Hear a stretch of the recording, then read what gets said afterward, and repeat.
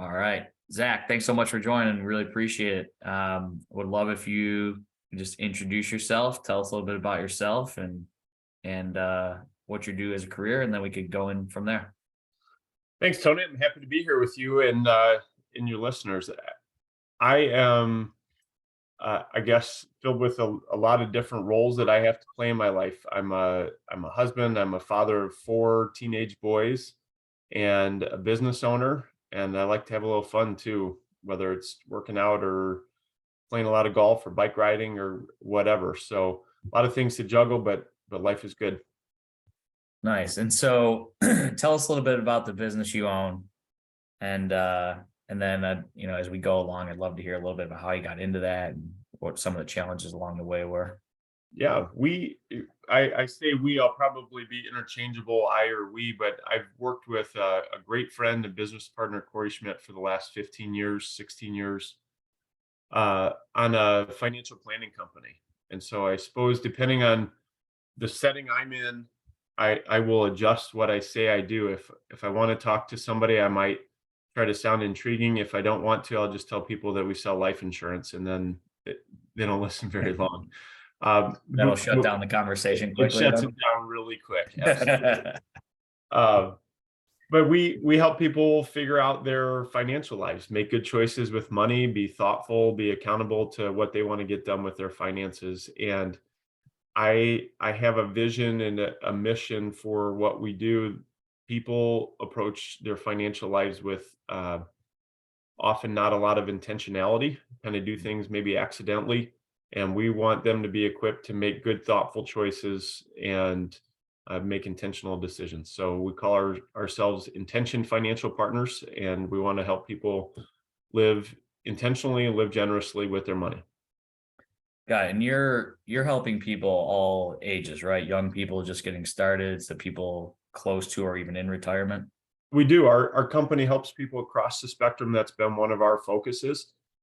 I come from a family generationally that never had a lot of money through the years. Going back 100 years, family of people or families of people that immigrated from Scandinavia, settled in the Midwest, and were farmers. And they worked hard and built good lives, but never had a lot extra. And my parents are both college educated and went into the ministry and are pastors, educated, worked incredibly hard, did very meaningful work, not a lot of money in that field. And I wanted to make sure that we're a financial company that can help people wherever they are on the journey, whether they're teachers, pastors, farmers. Uh, but our expertise, our niche is helping people who are plus or minus 5 years of retirement, that they've kind of done the hard work to get ready for it. And they say, how do we actually do it? How do we use our money well, have the experiences that we want, figure out how to get income, et cetera. Got it. And so when did you start this career right out of college? When you're in college, was it something you knew you wanted to do? Did you kind of fall into it? How did it come about? I I was lucky because for some reason I had a sense of what I was supposed to do. I wrote on the extreme, I wrote a term paper on God and money in college. Okay. That was kind of like my final senior paper. Um, and there's a scripture verse that says you can't serve both God and money, which I believe. Can't have two masters, but yet money is a really focal part of everyone's life, and it's talked about scripturally all the time. So how do we balance those two as we live our lives of purpose, but also have this tool of money? So sorry for the tangent there, but I had a sense this is what I was supposed to do. But you, as a 22-year-old, I had no credibility nor experience to quote tell people how to use their money, Right. and I looked like I was maybe 14. Yeah. So I started out in an era when people cold called and people actually picked up their phones in those days. I'm like, hey, this is Zach, and I want to review your accounts you have with our company, or I want to talk to you about retirement. And I just heard click and no and over. But there was enough good days in there that I'm like, this is meaningful work. I love it. And it kept me at it. Was that through an internship while you're in college, or you just went into that? Are you talking about starting the actual career? Yeah, good. Thanks. I didn't even think of the internship phase, but I did do two different internships during college that gave me a sense of what the business was, what the career was like. One of them was with an incredible person. He was just a great guy, terrible business person. I'm like, man, I can't do this work. It was with a company called Lutheran Brotherhood that became Thrivent Financial. Yeah. I'm like, I love everything they're doing, but this guy's can't do it. Yeah. Uh, and then so I moved on to another company for a second internship, and I met a guy who was like an incredible salesperson. He was really good at business, but I'm like, I don't like the way he operates. Hmm. Um, and then I got lucky, and I met some people that I felt were in the middle. They were good salespeople, they had good business skills, and they were just good people. And I think that's what I've tried to model. What were you, in terms of when you were starting out? How did you overcome that challenge of, like you said, you're young, who's going to listen to you? Because when I was going through school, I figured out I want to do finance, and I actually did a couple internships in the wealth management field. I wasn't really interested in it. I was using it kind of like as a stepping stone just to get an office job and then kind of progress from there. But of course, when you're in it, you think, oh, maybe should I do this? And that was my big thing. I said, who's going to ever trust me with money? Right? It'll be years before I make any money because no one's going to trust me. How did you overcome that? Because you had to be thinking about the long game, right? Like me, I was short-term thinker. And Yeah, I'll answer that directly in a second, but I would pause to ask kind of a rhetorical question for anyone who's listening. And that question is, who's in control of this conversation right now that you and I are having? I'm doing the bulk of the talking, and yet I'm not in control of it mhm, because you're asking the questions. And I heard that really early on at a training I went to, that the person in control of a conversation is the one who's asking good questions. okay, And I just tried to soak that in because I'm meeting people who had money. I have none. I'm meeting people with experience. I had none. mhm, But I learned that I could care about who they are. So I focused on them.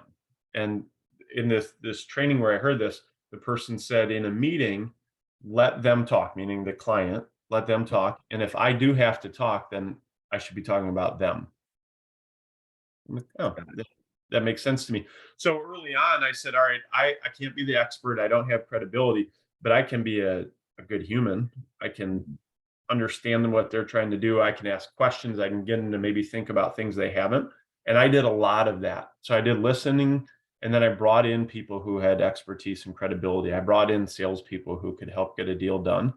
And I mhm, think that's a good, uh, I still use that today. That's not just like for a young person. I don't have to prove my credibility. If I can prove I care, then they'll experience the credibility. got it. So you were looking, I think that's important because you're looking at it not from the standpoint of, hey, I got to go out there and just make money.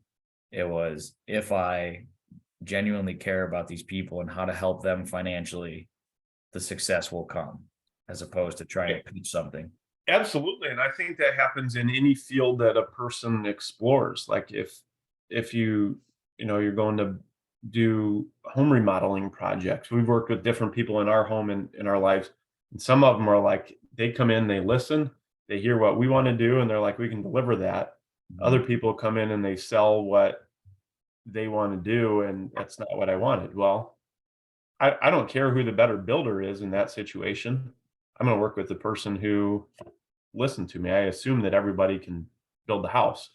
Right. And So it kind of goes back to your original, I don't know what you call it, the passion or the calling, because that, from what you said at least, it sounds like that was what you felt compelled to do, was help people with their finances so that they are in a better position than your grandparents were, your parents are. Yep. So then that kind of goes hand in hand, sounds like.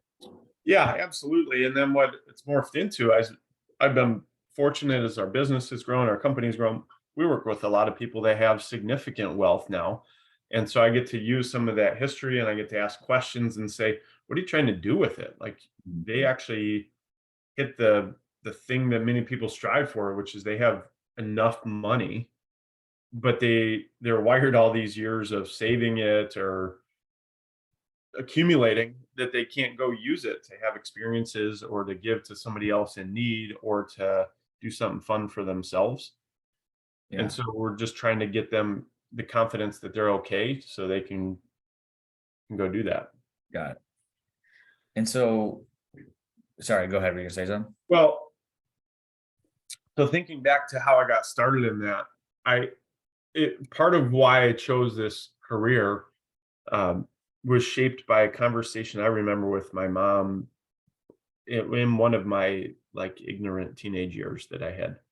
And I know I gave my parents a run for their money, but they always made us do dishes, and so we're doing dishes after dinner, and I'm begging for like one more nice whatever thing that I wanted, some Mhm. fad of something I wanted them to buy, and there probably weren't resources to do it. Maybe there were, but it didn't align with their values choice. They've always given a lot of money. They've saved, so they were going to spend it on this crap I wanted. And my mom said to me, "You better get a good job someday because you like nice things."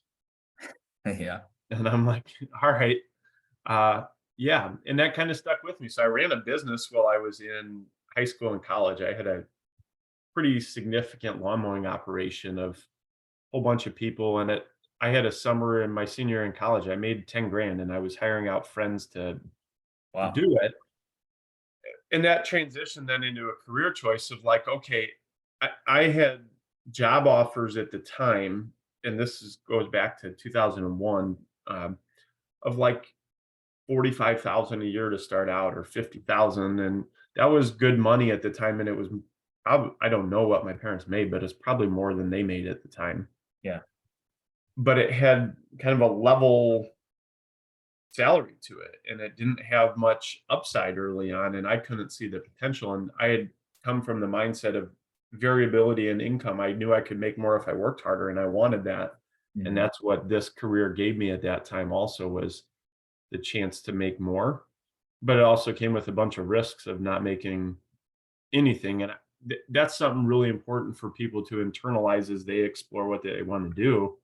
You need the confidence of a paycheck that comes if I show up and do my work, or do Mhm. they want the opportunity that comes with maybe more entrepreneurial things or salary or whatever else? Yeah, because in your field, when you're just starting out, is it, I remember if anything, it was a low salary. Was it any salary and just all, was it all commission Yeah, and no? most people didn't. I got to give a little context for whatever it's worth. Most people didn't. They got maybe a draw against future commissions or something. I had negotiated with the like they were called the managing partner, the leader in our Chicago region at the time. 2 grand a month was going to be my stipend, and I was like, man, I'm rich. Yeah, oh, yeah. Um, and then our our big company, the parent company, went through a merger at that time, and my managing partner got promoted to the corporate office. And so now this new guy steps in and he's like, I'm not paying this 2 grand a month. And I'm like, well, wait, we had this deal. So I before I'd even started, I had to renegotiate just to get my 2 grand a month for and it was only for the first 6 months. Yeah. Um, but I was like, I'll be worth it. Just pay it. So he agreed, he paid it, and I started out, and then I had pretty much used up my savings. And by the end of month 9, I'm like, yeah, maybe this is not for me. And Yeah. there was one like client family that we'd started in some planning work together, and they finally said yes. And commissions and payments came through on that, and I was like, all right, I can breathe and we're good. And I still work with them today, but that got me over the hump of saying like, okay, I can stay in this business and make it work. Right. So you're right at the inflection point and you needed Yep. some income. So for most people starting on that career, you're getting paid just off commissions. Yeah, that was then. So 22 years later, I don't think anybody starts in this business that way. The Oh, they world is don't. Okay. totally different. We hire people into our company on salary. We train them. We put them in support roles to help learn the business and figure out what it means to work with clients and listen and teach. And then they can move into more entrepreneurial or uh, variable compensation roles after that if they choose. Um, the business used to be dominated by commissions, and now it's not. People pay fees for services, and you'd starve before you ever built enough. So I think it's a better way for new people to learn the business now than it used to be, but it Mhm. also doesn't have the immediate benefits typically that those who succeeded could get early on when I started. Got it. Yeah, I remember when I did the internship, I was basically cold calling people, and sounds like that was what I would do for the first couple of years. And yeah, it's like basically go earn your keep, which, Yeah, as you said, there's a lot of benefits to that, but it becomes scary sometimes too. yeah, it can be super scary. And I started with a group of 3 people, and 6, 8 months in, there was this young woman who had started at the same time. She was killing it. Like she had Mhm. had a couple big sales, and everyone's like, she's the best thing ever. And within 18 months, she was done because the cases dried up. And then uh, me and another advisor started, and the two of us are still doing it. It was just kind of slow and steady building relationships, and it evolved over time. And so, what were you quote unquote selling? Like, what are you actually pitching? Yeah. Um, it's a simple question. The answer is complex because we sold life insurance, we sold IRAs, retirement accounts, Mhm. college savings plans. So there is stuff, there's a tangible product, but life insurance is an intangible sale. You, if you're buying it, you don't ever really get any benefit from it. Somebody else benefits from it. Yeah. Um, and IRA or retirement account, you're going to benefit from that in 30 years. Hmm. So really, I think if I had to say, what are we selling now?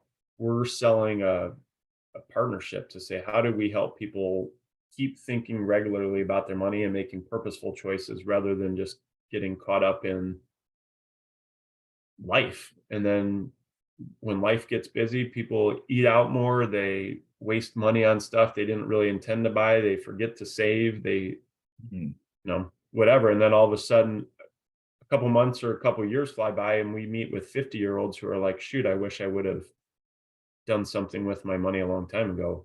Right.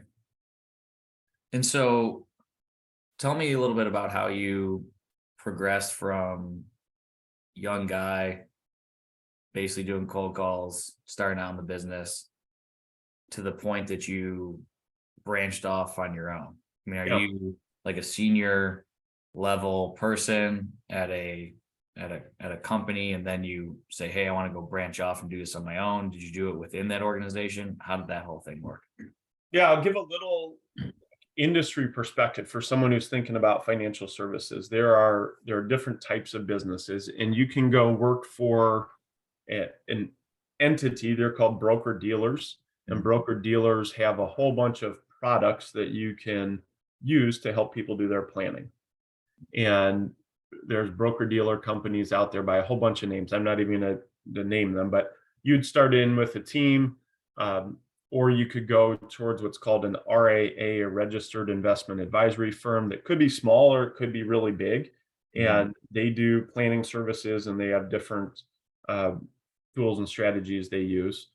Or someone could just create their own RIA by themselves. And there's a lot of solo advisors out there who say, I think I can do it well on my own, and I'll use these other companies to get services and then just do it. So I started out for a broker dealer and was what's called an independent contractor. I basically got to run my own business. I hired people that I needed. And at first it was just me, and then it was me and a staff person, and long history there of that growth. But eventually realized for me, it was better in a partnership. So that's when Corey and I started together. And then we got to experience the joys and pains of starting to have people work with us and for us. And we kind of learned the hard way what it means to lead people and manage people and run an organization. And as we got bigger, then we realized that our clients needed some more independence. We needed more autonomy on how we hired people and brought them into the business and would grow. And so for us, then the next step was an evolution to go into one of these RIA firms and be more independent, essentially have our own business rather than working for another company. Got it. So broker dealer, you're like, let's say it's one of the big ones, right? Like, like a Morgan Stanley, right? Yeah, So that's what an example of that would be. that would be close. So they're more of an investment advisory firm, but let's say Edward Jones, just for the sake of a Okay. name that a lot of people would see. Got it. So then you would, like, in that broker dealer model, you would come up, work for it at Edward Jones. Maybe for a few years you're funneling into someone. Yep. And you say, I want to go off on my own. I still sit under the Edward Jones umbrella, but now I can go get my own clients. Is that what it basically Yep. is? Yep. And then even within that model, you can move up and you might manage other Edward Jones advisors. You might move into like a partnership role with them. So there's levels of advancement in there, but you're never going to be running your own profit and loss of your own business entity within that kind of broker dealer model. Got it. And so the RAA is RAA, you said? Yep. Is Yep. that completely separate? Like there's no umbrella over you? Yeah, there's a couple ways that can be done. So we chose to align under an umbrella Mhm. so that we could pool services because there's compliance issues there. Frankly, I'm probably talking so much about this that I have to run this through our compliance department, right? Okay. Because they want to know what people are saying. But there's compliance departments, there's technology that's needed, there's legal things that are needed, there's back office support for billing and trading and all the things. Mhm. So we align under a parent organization. It's called the Thrivent Advisor Network Got it. through a large company called Thrivent Financial. And then we use services through companies like Fidelity who hold the assets for our clients. And we buy services from other companies. And so the RIA helps us figure out which services we need to buy. And then we're our own entity to make business choices on who we hire and how we promote within that and how we serve our clients. Got it. So you could be using that larger parent company or maybe not parent company, but umbrella company for resources, like some back office type stuff that Yep. just makes it more efficient to run your own business. Yep. So that way you can focus on getting clients and helping those clients with their finances. Exactly. And as a kind of a general rule, if you're in a broker dealer, there's more control that's under that, right? They're going to put some smaller guardrails up. In an RAA, we have more autonomy to run that, but we still work within the confines of what they do. But there's no, like some people in sales organizations, they have quotas or things like that. There's none of that. We run our business to serve our clients well. And if we use a tool or a product from XYZ company or ABC company, it doesn't matter. Got it.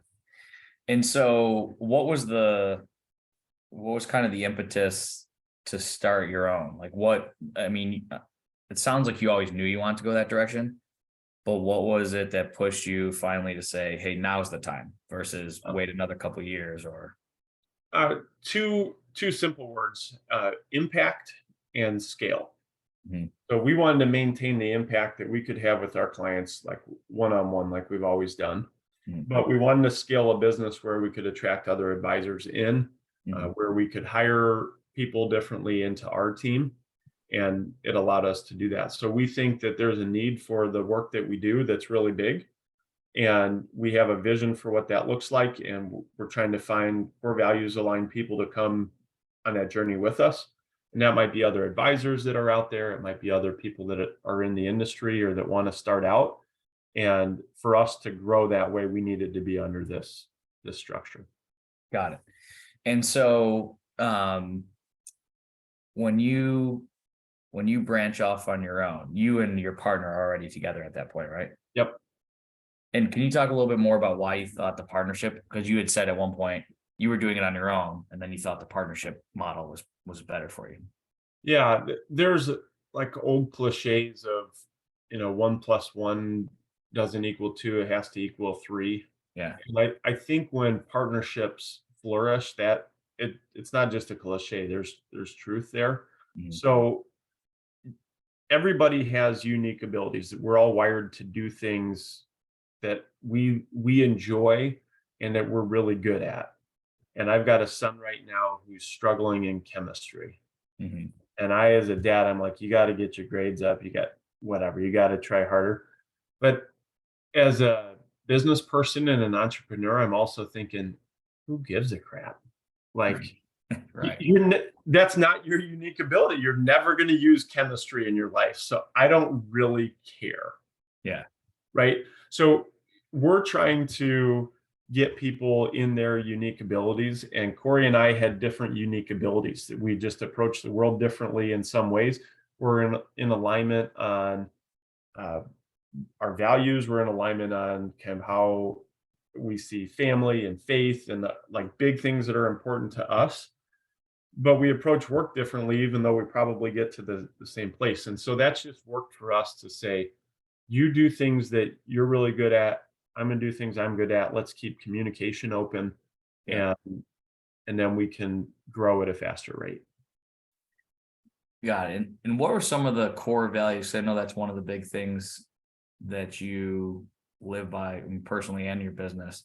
What were some of the core values that you uh, are using, or that you essentially communicate and try to live in your business? Because I know that's a big part of what you do. It's not just, hey, let us help you manage your finances. There's more to it than that. Yeah, I think everyone has core values. Very infrequently do people even identify or take time to think what they are. Mhm. And then even when that process is done, even a smaller group of people come back to those and say, how do we make sure that's embedded in all that we're doing? So anyone who's listening, think about, like, what do you value? Where do you spend your time? Who are the people you spend your time with? Where do you spend your money? And that's a glimpse into your values. Well, we did that exercise 10, 15 years ago with people that we worked with. And it's a cool process. You can buy these online, but there's decks of, they call them values cards. So think of like a pack of playing cards, and there's 50 different values in there. Each one of them is good, right? So Tony, I know you value physical health, Mhm. right? So that would be in there. And then there'd be 6 others or 10 others. And you're like, well, these are all important to me. How do I choose just 5 of those? And that's what the exercise forces you to do, is keep narrowing down. Well, we did that, and we probably had 10 people on our team at that point. Each of us tried to drill down to our 5 core values. And then Corey is like, I can't do it. I have 6 because one of his is autonomy. And I was like, fine, you win. We're gonna have 6 core values.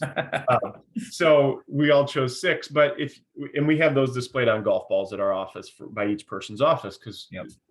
we love to play golf. So if you looked, you'd find a lot of consistency on those. So rather than us as a company trying to say, we're going to pick out of thin air these core values and this is what our company should be, we said, who are we now? And I think that's the true way to identify what a core value is say, who am I? How am I already living things? Not what do I aspire to? And the two biggest things that came up for us is we asked our clients when we renamed our company, as we solicited feedback from others.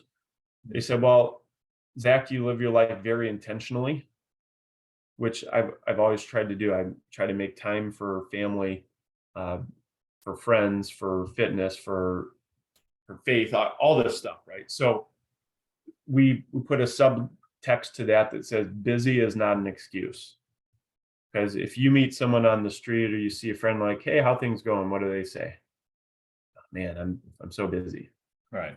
We're all busy. So don't let that be an excuse. Just say there is enough time for the important things. Maybe there's not as much time to waste on my phone like I do, or to waste on Netflix, but there's time for the stuff that matters. Mhm. So live intentionally. The second thing is be real. I got to listen to a talk one time, and Doug Collins was there. He was coach of the Bulls for a long time.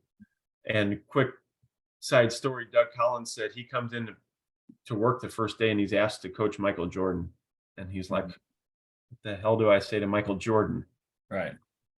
But his mantra was he had to build trust with Michael before he could ever tell him anything to do to get better. So he said, build trust before sharing truth.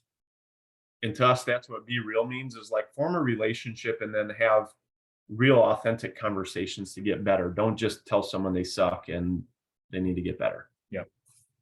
So, third one is grow purposefully. I think all of us at any stage in life, young or old, can keep growing, and we keep pushing ways to do that. The fourth is find solutions. I read a book a lot as a kid that um, it was called The Little Engine That Could. It's about this like train who has to work over the mountain. A long story, but basically the mantra is I think I can, I think I can, and I pretty much think I can do anything that I want to do. So we try to approach business that way, is say find a solution instead of saying we can't do this. Like collaborate, be optimistic, find a solution, Mhm. and then finally live generously, because uh, there's there's never enough money. If we look at the world, somebody else always has more. If we measure against that, it's depressing. And then if you look the other direction, somebody else always has less, and somebody could use a little help. So like be involved and invest in others. Yep.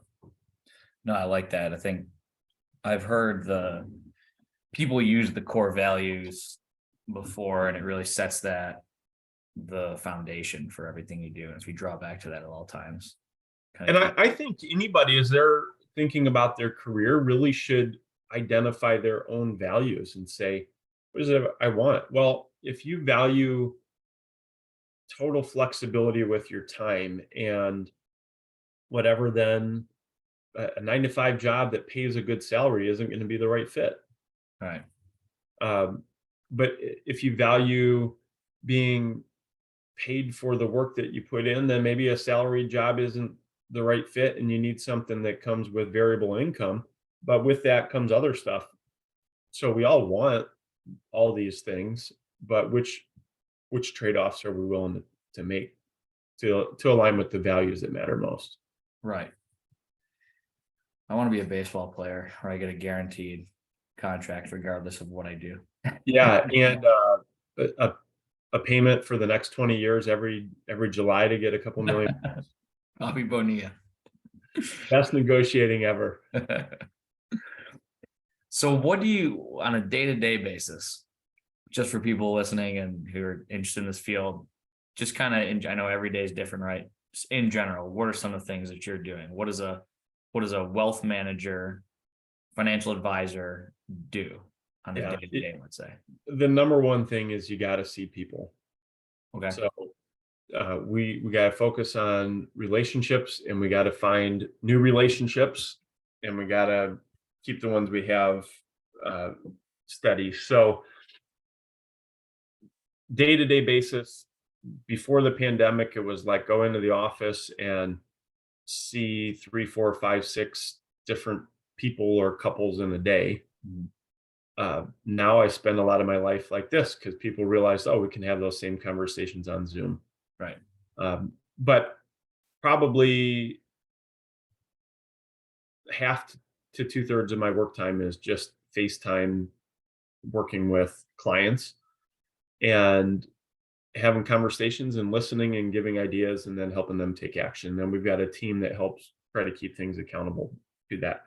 So we need people on our team who have different unique abilities than me, because uh, some people are really good at staying organized and follow through. Well, they got to be there. We need relationship people who help get clients scheduled and make it a great experience. So the reason I share that, the financial services world is big. it needs hospitality people, it needs number crunchers, it needs people that love investments. Mhm. And I, I think anyone who's intrigued shouldn't feel like they have to come in and be able to know the technical things of how what stock to buy and why, Mhm. or which insurance policy is the best, or when should I get my social security. They should know I want to help people make good decisions. And Mhm. then there's a lot of ways to be part of that process. So half to two-thirds of my time is spent in those face-to-face conversations. And now probably a third of my time roughly is spent in leadership and development to say, how do I work with the other people in our company to help us all grow purposefully to get better at what we're doing. And then the other element of that time is on business development of growing external relationships, how to meet other advisors, other good people so that we can grow our company. Got it.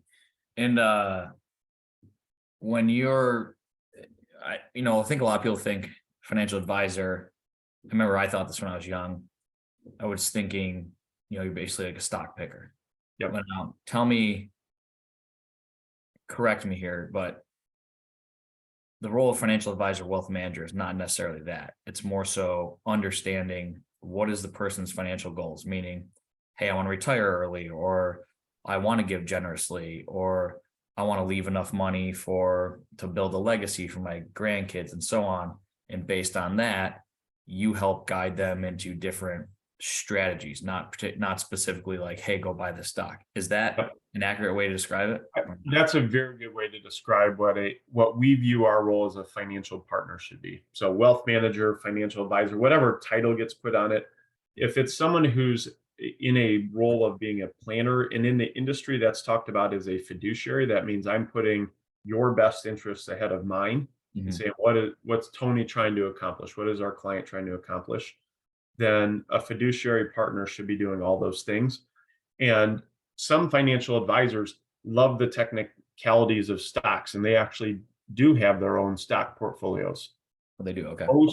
Most of them outsource those strategies to number crunchers who love to do that at scale. So you pick a Vanguard, a Fidelity, a BlackRock, somebody who that's what they do. In our company, we employ a research firm out of Chicago who is really good at asset allocation and all the forecasting and technicality stuff that we don't love, but we Mhm. know we need. And that puts us more in FaceTime. So we have we view it as four parts to being a financial partner. One is help people be organized. Mhm. Second is to prioritize what they want. The third is strategize and evaluate different ways to do things. And the fourth is maximize. How do you get the most out of your money? I want to be really present in those middle two parts with a client. Yeah. And then the team can help organize and run spreadsheets and stuff to maximize. Yeah, I know that was always, again, I always thought, and I think a lot of people think this is, hey, I need to talk to one of these guys and they're just going to tell me what stock to pick, as opposed to, well, one thing I've learned from you is there's a lot more to it. Like, hey, when do you want to be taxed? Is it something there's investments that are going to tax you now? Some that are Yeah. going to tax you 30 years from now, some that'll never. And there's much more strategy that goes into it than I ever realized. And I think that was something that I've learned. Yep. Yeah. Yeah, that's well said. And I think the industry needs people that love picking stocks, and the industry needs people that um, love having conversations and everywhere in between. Yeah. Cool. So what in addition to the core values, what advice would you give to people who are thinking about what career they might want to do, or I guess in general? And then the second part of that, second question on top of that is, if you are interested specifically in this field, where would you recommend starting out? Yeah. So a general one is for anyone thinking about career, vocation, just getting a job, whatever, right? There's components to it. Um, Compensation is usually the one that's thought about first, but it's a reality, right? You got to get paid for your work, and you got bills to pay or family to take care of. Um, so the compensation model of any job should be thought about. The other is I think about the purpose of it. Like, are you using your skills to do that? I suppose if I didn't have to work because I had all the money in the world, I probably wouldn't do this, but I also know that I wouldn't do nothing all the time. I like the purpose that comes from work and helping people. Mhm. And I think any of us are lucky if that starts to line up with our job, right? So then it doesn't feel like going to work. Um, and then the impact and experience of it is the third part. Like, does a person actually feel they're contributing to something important? And is that their whole life? Because I hope, as much as anyone loves their job, I hope that's not their whole life. Right. So is it allowing for the other experiences that they want to have, in terms of flexibility and vacation and opportunities? So my job had to come with some income potential because I like nice things and I like nice experiences. Mhm. I learned this last year on some extended time off. If I have free time, I'm going to spend money. Right. Um, so some people love things they don't have to spend money when they have free time, but unfortunately, I do. So Yeah. And how about for people that specifically are interested in the wealth management, financial advisor field? Where do you start? What should they be looking at? yeah, I think having some background in finance is helpful if you want a financial related role, but there's a lot of meaning in this work, and we have great people on our team who love what they do and love knowing that people have been helped with finances, and they're never involved in a financial conversation. Mm. So if someone has that unique ability of um,